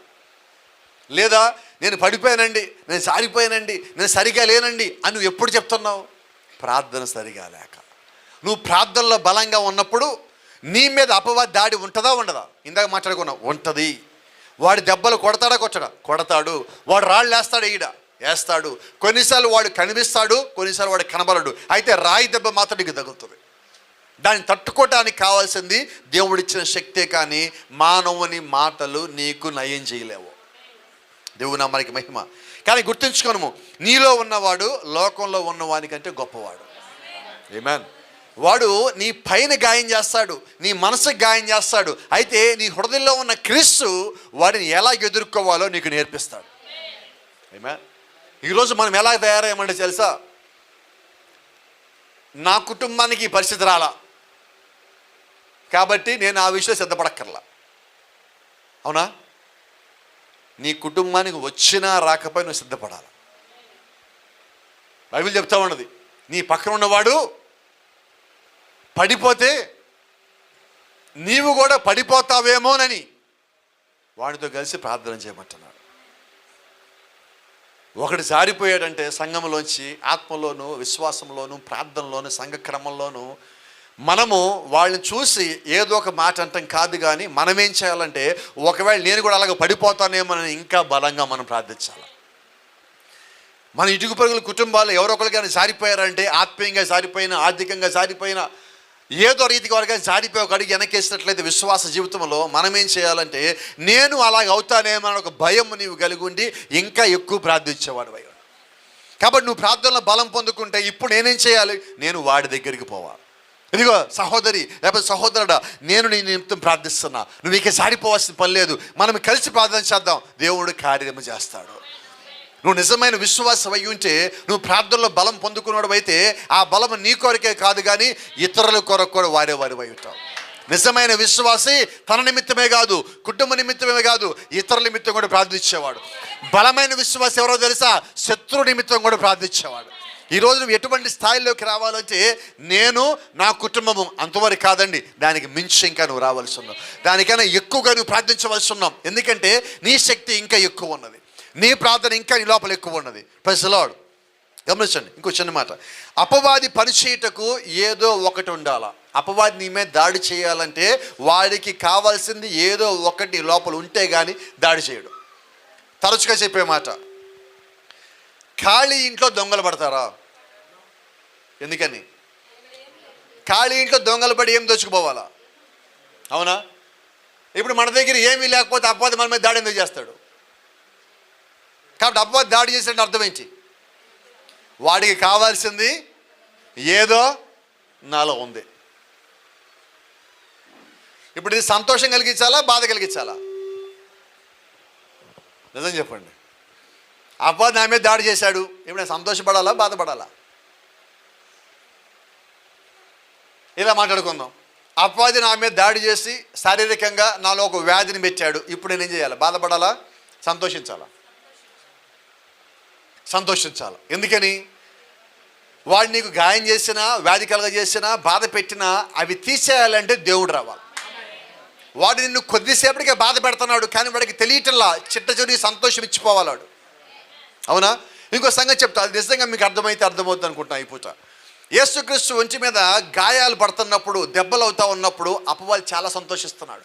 ఆయన ఒంట్లో రక్తం మొత్తం పోతున్నప్పుడు వాడి సంతోషానికి, ఆనందానికి అవధులు లేవు. వాడు గంతులు వేసాడు, నాట్యమే ఆడాడు, ఆయన ఒంటి మీద గాయాలు అవుతూ ఉంటాయి.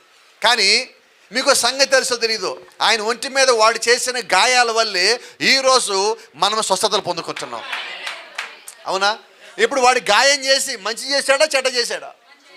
వాడు చెడ్డ చేస్తాను అనుకుంటా, యేసుక్రీస్తును చంపడానికి నేను గొప్ప పని చేస్తాను అనుకుంటా, వాడికి తెలియకుండా యేసుక్రీస్తు ఒంటి మీద రక్తం భూమి మీద పట్టడం వల్ల భూమి మీద ఉన్న పాపం పోయినది. గొర్రెపిల్ల రక్తం వధించబడినది, గొర్రెపిల్ల రక్తం ప్రోక్షించబడింది. ఆ రక్తంలో స్వస్థత ఇచ్చున్నాడు దేవుడు నాకు. ఆ రక్తం ద్వారా పాపాలు క్షమించున్నాడు. ఆ రక్తంలోంచి నాకు మారు మనసు ఇచ్చున్నాడు. ఆ రక్తంలోంచి నన్ను శుభ్రపరుచున్నాడు. ఆ రక్తంలోంచి దేవుడు నన్ను కడిగి ఉన్నాడు. హల్లెలూయా. అంటే దేవుడు వాడు చేస్తున్న చెడ్డను కూడా ఆయన మన నిమిత్తం మంచిగా మార్చున్నాడు. కాబట్టి ఈరోజు జ్ఞాపకం పెట్టుకోండి, వాడికి ఒక వ్యాధి ఇచ్చాడు, ఒక గాయం ఇచ్చాడు, ఒక బాధ ఇచ్చాడు. అయితే ఇవన్నీ దాటాలంటే, వాటిలోంచి నువ్వు బయటికి రావాలంటే, వాటి నుంచి స్వస్థత పొందుకోవాలంటే దేవుడు రంగం మీదకి రావాలి. ఆమేన్. ఇప్పుడు దేవుడు రంగం మీదకి వచ్చి నీకున్న గాయం తీసేశాడు, నీకున్న వ్యాధి తీసేశాడు, నీవు కలిగి ఉన్న బాధ తీసేశాడు, నిన్నున్న స్థితిలోంచి దేవుడు పైకి ఎత్తిపెట్టాడు. ఇప్పుడు నువ్వేం చేయాలా? నిజం చెప్పండి. ఇప్పుడే సాక్ష్యం చెప్పాలా? అవునా? సాక్ష్యం చెప్పేటప్పుడు ఏం చెప్తా? ఎక్కడి నుంచి బిగిన్ చేసాం? అపవాది నాకు వ్యాధి ఇచ్చాడు, అపవాది శోధన ఇచ్చాడు, వాడు నాకు గాయం చేశాడు, అయితే దేవుడు నాకు తోడుగా ఉన్నాడు. వాడు చేసిన గాయం లాస్ట్కి ఏమైందంటే నీ సువార్తకి అది ఉపయోగమైంది, నువ్వు చెప్పే సాక్ష్యానికి ఉపయోగమైనది. ఇప్పుడు దేవుడు చేసిన పని అదే దేవుడు నీలో ఉంటే నీవు ఈరోజు వాక్యాన్ని సువార్తలాగా ప్రకటించాలా. వాక్యం ద్వారా అనేక మంది నడిపించాలంటే ముందు నీవు సాక్ష్యం కలిగి ఉండాలా. ఆ సాక్ష్యం దేవుడు మనకి ఇచ్చున్నాడు. ఆ ఇచ్చిన సాక్ష్యం నిజంగా మనం వాడుకునే వాళ్ళం అయి ఉంటే ఈ పాటికి ఒక్కొక్కరి ద్వారా దేవుళ్ళలోకి ఎంతమంది రావాలా? ఎంతమంది రావాలండి? రావాలా వద్దా? మరి ఎవరు చెప్పట్లేదు. కనీసం ఒక చిన్న మాట చెప్తా. సమరయ స్త్రీ ఒకరోజు కుండ పగలగొచ్చింది, సాయంత్రానికి 3000 మంది తెచ్చింది. మన కుండలు పగలగొట్టామా? మన పాత జీవితపు కుండలు పగలగొట్టామా? పగలగొట్టలేదండి. మనం ఏం చేసామంటే అది పగలగొట్టకుండా తెచ్చి ఇంట్లో పెట్టుకున్నాం. ఈరోజు ఆ జీవితపు కుండ పాతది మనం పగలగొడితే తప్ప దేవుణ్ణి ప్రకటించలేం. ఇప్పటికీ చాలామంది ఉన్నారు, కోపడు మాకండి, సాక్ష్యం చెప్పమంటే ఏమంటారు? గట్టిగా చెప్పండి అమ్మా. భయం. ఇప్పుడు సాక్ష్యం దేనికి చెప్తున్నావు? గట్టిగా చెప్పండి. ఇప్పుడు దేవుడు చేసి సాక్ష్యం చెప్పడానికి అసలు భయం ఎందుకు? నువ్వేం కలిగి ఉన్నావంటే దేవుడిని జీవితంలో సాక్ష్యం ఇచ్చాడంటే నువ్వు ధైర్యం కలిగి ఉన్నావని.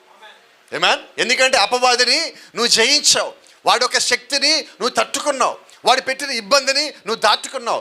దేవుడు నీకు తోడుగా ఉన్నాడని నువ్వు ప్రతి దాంట్లో సహించి ఓపిక బట్టి నిరీక్షణ కలిగి ఆయన కార్యం చేసేదాకున్నావు. ఇంత కలిగి ఉన్న నీవు సాక్ష్యం చెప్పేటప్పుడు చెప్పండి గట్టిగా, ప్రైజ్ ది లార్డ్. రెండో మాట, వచ్చిన మాట మీకు జ్ఞాపకం చేస్తా. యేసుక్రీస్తు పరిచర్యలో ఒకరోజు యేసుక్రీస్తు ఒక ఊర్లోకి ఇలాగ అడుగు పెట్టగానే అక్కడ ఒకళ్ళు 2000 దెయ్యాలు ఉన్నాయి. జ్ఞాపకం ఉన్నదా? ఆ దెయ్యాలని అడుగు పెడతా ఉంటే దెయ్యాలు అంటని, నువ్వేంది ఇక్కడికి వచ్చావు? చూడండి, ఎవరిని అడుగుతున్నారు? దెయ్యాలు యేసుక్రీస్తుని అడుగుతావు, నువ్వు ఇక్కడికి ఎందుకు వచ్చావని. అసలు ఇంతకీ ఈ భూమిని సృష్టించింది ఎవరు? మరి ఆ దేవుడే వస్తే ఆయన సృష్టించిన భూమి మీద అయ్యుండి ఆ దెయ్యాలు ఎవరి మీదకి ఎక్కడికి వచ్చామంటున్నాయి. అసలు ఆ భూమి ఎవరిది? మరి దేవుని భూమిలోకి దేవుడు రాకి ఎవడు రావాలి? అక్రమంగా వచ్చినాడు వాడు ఆయన ఏమంటున్నాడు, నువ్వేంటి ఇక్కడికి వచ్చావు? సరే యేసుక్రీస్తు, నీ పేరేంటి? వాడని చెప్పాడు, సేన. మీరు మొత్తం ఎంతమంది? 2000 మంది. కొంచెం జాగ్రత్తగా మీరు చెప్తున్నారు, కొంచెం లోతుగా పోదాం ఈరోజు. ఇక్కడ ఈ దెయ్యాలు యేసుక్రీస్తుని బతిమలాడుకుంటున్నాయి. ఏమని బతిమలాడుకుంటున్నాయి? అయ్యా, మమ్మల్ని ఎల్లగొట్టొద్దు, మమ్మల్ని తిరిగి మా స్థానం పంపించొద్దు. వాళ్ళ స్థానం ఎక్కడ? పాతాళం. నువ్వు మమ్మల్ని పాతాళానికి పంపించొద్దు. జాగ్రత్త గుర్తుపెట్టుకుని ఈ మాట. అవి తిరిగి పాతాళానికి పోవాలి యేసుక్రీస్తు ఎల్లగొడితే. కానీ అవి ఏమంటున్నాయి? మమ్మల్ని పంపించొద్దు. ఇప్పుడు యేసుక్రీస్తు అన్నాడు, ఎక్కడికి పోవాలనుకుంటున్నారు? అదిగా దెయ్యాలు, పందులు గుంపు దాంట్లోకి పోవాలనుకుంటున్నాం. అంటే దెయ్యాలు ఒకళ్ళలోంచి పోయిన తర్వాత అవి తిరిగి పాతాళానికి పోవటల్లా. నా మాటలు మీకు అర్థమవుతున్నాయి అయిపోతా. అవి ఇంకో చోటకి పోవాలని కోరుకుంటున్నాయి. ఎందుకు దెయ్యాలు ఎంచుకునేది తెలుసా? పందుల్ని. దేవుడికి అయ్యేంటి అసహ్యం. అంటే ఇప్పుడు దెయ్యాలు ఎక్కడికి పోయినాయి?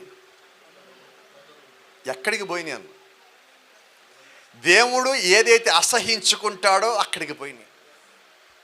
అవునా? చూడండి, అది విశ్వాసంలోకి పోతానల్లా అసహించుకునేది ఏదైతే ఉందో దాన్ని ఎత్తుకొని అక్కడికి పోతామంటుంది. గమనించాల్సి ఏంటంటే, still they want to do something. యేసుక్రీస్తు దెయ్యాలు వాళ్ళలోంచి ఎల్లగొట్టినప్పటికీ ఇంకా అది ఏదో ఒకటి చేయాలని కోరుకుంటుంది పోటల్లా. ఈ రాత్రి అదే సంగతి మాట్లాడుతున్నాను నేను. యేసుక్రీస్తు మన లోపలికి వచ్చి మనలో ఉన్న ఏ రకమైన దెయ్యాలను బయటికి పంపించినప్పటికీ, మనం దెయ్యాలనుకుంటే మన దృష్టిలో ఏ దెయ్యాలనుకుంటున్నాం? మన దృష్టిలో దెయ్యం అంటే ఎలాగుంటుంది? నల్లగా ఉండి, అంతెత్తు హైట్ ఉండి, కళ్ళేమో ఎర్రగా ఉండి, నోరు తెరవగా లోపల వెలుగులాగా వచ్చి, కూరలు ఇలా బయటకు వచ్చి, మెళ్ళలో పుర్రలన్నీ వేసుకొని, జట్టు మొత్తం విరబోసుకొని, ఇది అనుకుంటున్నారా? కానే కాదండి.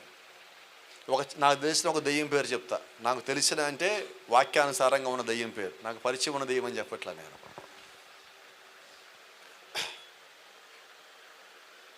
అసూయ అని ఒక దెయ్యం ఉంది. ఇది ఎలా ఉంటుందో చెప్పండి. ఈ దెయ్యం మంచిగా ఉంటుందా? ఎప్పుడు బయటపడుద్ది అంటే, ఆ లోపల అసూయకి నచ్చంది ఏదైనా మన కళ్ళ ముందుకు వచ్చిందో అప్పుడు అది బయటకు వచ్చేస్తుంది. కాబట్టి ఇప్పుడు చెప్పండి, ఇంతకీ దెయ్యం ఎక్కడ ఉంటుంది? ఎక్కడా లేదు. అంటే ఇప్పుడు అసూయ దెయ్యం ఏ రూపంలో ఉంది? అది ఎవరి లోపల ఉందో ఆ రూపంలోనే ఉంది. నిజమేనా? మనకి ఎవరికి అసూయ లేదా? ఉందా లేదా చెప్పండి. ఏదో ఒకటి. ఎస్ అయితే ఎస్, నో అయితే నో. ఎస్ఏ దాదాపుగా 90%. ఎక్కడో 5 10 మందో ఏమో ఉందో లేదో ఏమో పాస్. మాకైతే ఇప్పటికైతే లేదు, కానీ ఉందేమో అన్న ఒక అనుమానం కలిగి ఉంది. మొత్తానికైతే ఉన్నది. రెండోది పోటీ. మూడోది అశుభ్రం. ఏంటి? ఎన్ని దెయ్యాలండి? 7 దెయ్యాలు, 3 దెయ్యాలు ఉన్నాయా లేవా ఇప్పుడు? ఇవి అంటే మనం అనుకున్న దెయ్యాలు కాదు, ఇక్కడ చెప్తున్నది వేరు. ఇది మనం ఒకటి పంపించేస్తే ఇది బయటికి పోదు, కానీ అది ఎక్కడైతే బలహీనంగా ఉన్నారో వారిని ఎత్తుక్కుంటానే ఉంటుంది. బైబిల్లో ఒక మాట ఉన్నది, ఒక ఇంట్లో ఉన్న దెయ్యాన్ని ఎల్లగొట్టేసిన తర్వాత ఆ దెయ్యం ఎక్కడికి వెళ్ళింది? నీరు లేని చోట ఎతికినది. నీరు లేని బావి దానికి దొరకనందున అది ఒక బావిలోకి పోదాం అనుకున్నది. ఎవరు ఉండరు కదా, డిస్టర్బ్ చేయరు కదా ఇక్కడ పోదామని. ఏ బావిలోకి వెళ్ళినా నీళ్ళు ఉన్నాయి. నీరంటే వాక్యము. అది ఏం ఎతికింది? నీరు లేని బావి. ఇప్పుడు ఆ బావులు ఎవరు? మనమే. ఇప్పుడు దెయ్యాలు ఏమి ఎతుకుతున్నాయి? నీరు లేని బావులు. అంటే ఆ బావి మనమే అయితే, నీరు వాక్యం అయితే, ఇప్పుడు అవి ఏం వెతికింది? వాక్యము లేని మనుషులను వెతుకుతుంది. ఇప్పుడు ఎవరి దగ్గర రావాలి అది? అయితే గమనించండి, అది ప్రతి బావి వెతుకుతుంది. నా మాట అర్థమైందా? అంటే ఇప్పుడు అది ప్రతి వాడిని వెతుకుతుంది. వచ్చి వీళ్ళలోకి నేను రావచ్చా రాకూడదా, రావచ్చా రాకూడదు అంటే ప్రతి వాడి దగ్గర రావడం ట్రై చేస్తుంది. రైట్, ఇప్పుడు అందరి దగ్గర వాక్యం ఉంది, ఎక్కడికి పోవాలా? మొత్తం ఎతికి ఏం చేసిందంటే, ఇక్కడ కాదులే కానీ ఫస్ట్ ఏ ఇంట్లోంచి బయటకు వచ్చానో ఆ ఇంటికి పోదాం అంటుంది అది. మళ్ళీ అక్కడికి వచ్చింది. వచ్చేప్పటికి ఇల్లంతా ఎలా ఉంది? మొత్తం కడిగి ఊడ్చి తుడిచి శుభ్రం చేసి రంగులేసి అన్నీ శుభ్రం చేసాం. ఇప్పుడు ఆ దెయ్యానికి ఇష్టమైందా, కోపమైందా? కోపం వచ్చి ఏం చేసింది? యేసుక్రీస్తు కుడి చేతి 7 నక్షత్రాలు ఉన్నాయి. 7 అనగా అన్నీ పరిపూర్ణం అనుకోవద్దు. దెయ్యం దగ్గర కూడా 7 దెయ్యాలు ఉన్నాయి. ఇప్పుడు ఆ దెయ్యం పోయి 7 దెయ్యాలు వచ్చినాయి. మొత్తం ఎన్ని దెయ్యాలు? 8 దెయ్యాలు. 8 దెయ్యాలు ఇప్పుడు ఎక్కడికి వచ్చినాయి? ఏ ఇంట్లో అయితే వాక్యము లేదో ఆ ఇంట్లో వచ్చేయండి.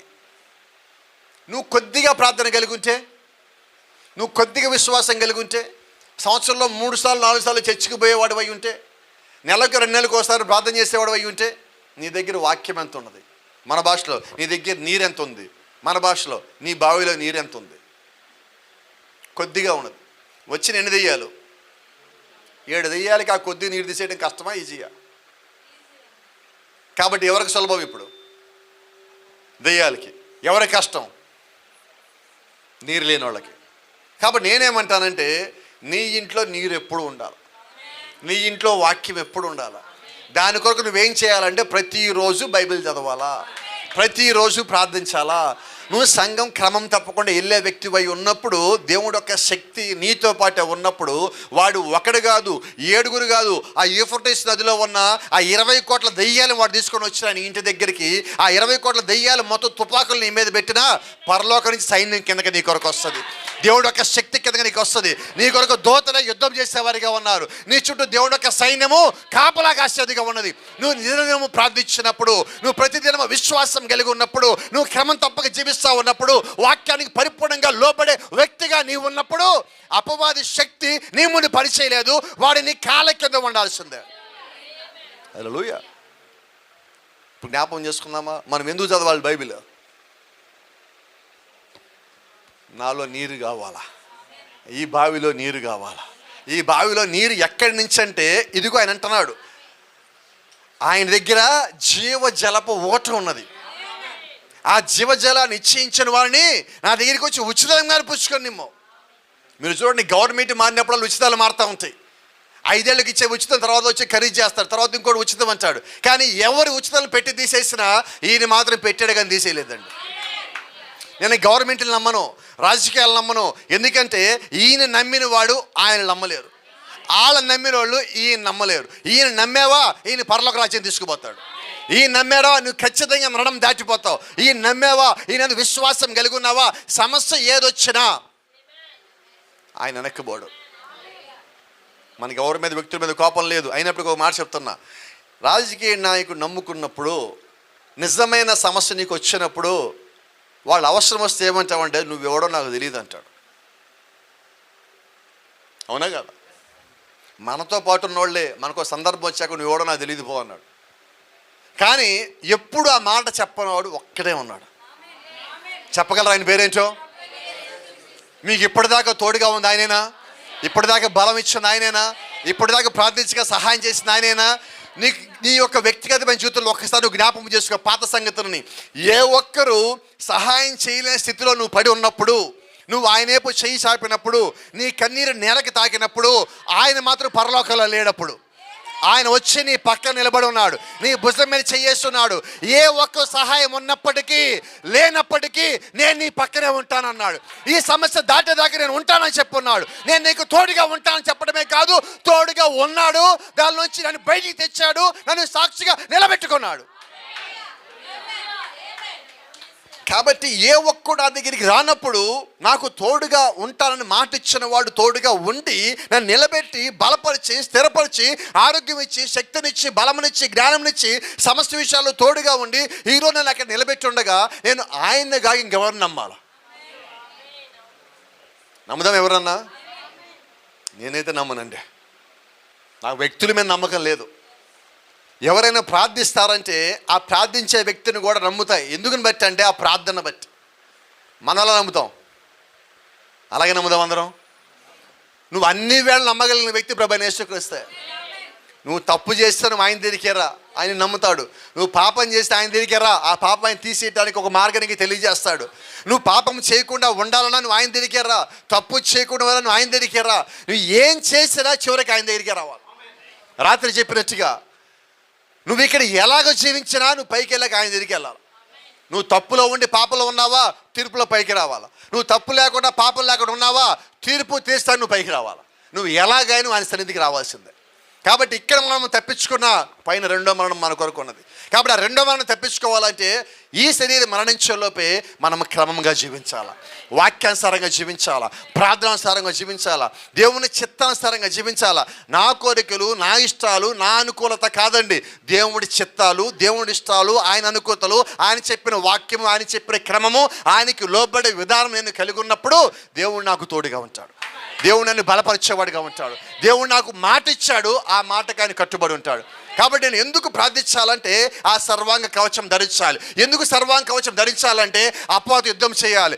అపవాదు యుద్ధము నువ్వు సిద్ధపడినా చేయాలి, సిద్ధపడకపోయినా చేయాలి. సిద్ధపడితే నువ్వు వాడిని గెలవగలవు. వాడిని గెలిచినప్పుడు ప్రభువైన యేసుక్రీస్తు అంటున్నాడు, నువ్వు భూమి మీద జయించినట్లయితే జయించిన వాడు నాతో కలిసి నాతో పాటు కూర్చొని భోజనం చేస్తాడు. ఆమేన్. అంటే దాని అర్థం ఏంటంటే నువ్వు ఇక్కడ అపవాదిని జయిస్తే నువ్వు పరలోకంలో ఆయనతో పాటు ఉండగలవు. నువ్వు ఇక్కడ వాడికి కానీ లోపడితే నువ్వు పరలోకం పోగొట్టుకుంటావు, ఈ శరీరం మార్పును పోగొట్టుకుంటావు, 1000 ఏళ్ల పాలన పోగొట్టుకుంటావు, మేఘాల మీద నడిచేది పోగొట్టుకుంటావు, ఆ బంగారు వీధిలో తిరిగేది పోగొట్టుకుంటావు. నువ్వు అక్కడ పరిశుద్ధులకి తీర్పు తీర్చవలసి ఉన్నావు, అక్కడ పడిపోయిన దేవుని యొక్క దూతలకు తీర్పు తీర్చవలసి ఉన్నావు. ఇవన్నీ నువ్వు పోగొట్టుకుంటావు. కాబట్టి ఈరోజు మనం ఎందుకు సర్వాంగ కవచం కావాలంటే నువ్వు సమస్తాన్ని జయించడానికి. దేవుడు నీ కొరకు సిద్ధపరిచే ప్రతి ఒక్కదాన్ని నువ్వు స్వతంత్రించుకోవాలంటే నువ్వు ప్రార్థన కలిగి ఉండాలా, నువ్వు వాక్యం కలిగి ఉండాలా, సాక్ష్యం కలిగి ఉండాలా, నీ సాక్ష్యము సువార్త చెప్పేదిగా ఉండాలా. కాబట్టి ఏం చేద్దాం ఈ పూట నుంచి? ఎంతమంది ఇళ్ళకి బైబిల్ చదవాలనుకుంటున్నారు? ప్రతిరోజు, ఒకరోజు కాదండి, ఇళ్ళకి ఎంతమంది బైబిల్ చదవాలనుకుంటున్నారు? నిజంగా చెప్పండి. దేవుడు కానీ మీకు చదివిస్తే మీరు చేయాల్సిన పని బైబిల్ చదవటం. నువ్వు చదివే ప్రతిరోజు బైబిలు నేను నడిపించేది. ప్రతిరోజు చదివే బైబిలు దేవుడు నీతో మాట్లాడేది. ఆ మాట్లాడటం మనం పోగొట్టుకోవద్దు. దేవుని యొక్క రాజ్యం చేరాలంటే అదే ప్రాథమికమైన మార్గము. ఆ మార్గంలో నీవు నేను నడవలసి ఉన్నావు. ఆమేన్. God bless you. దేవుడు మిమ్మల్ని దీవించును గాక.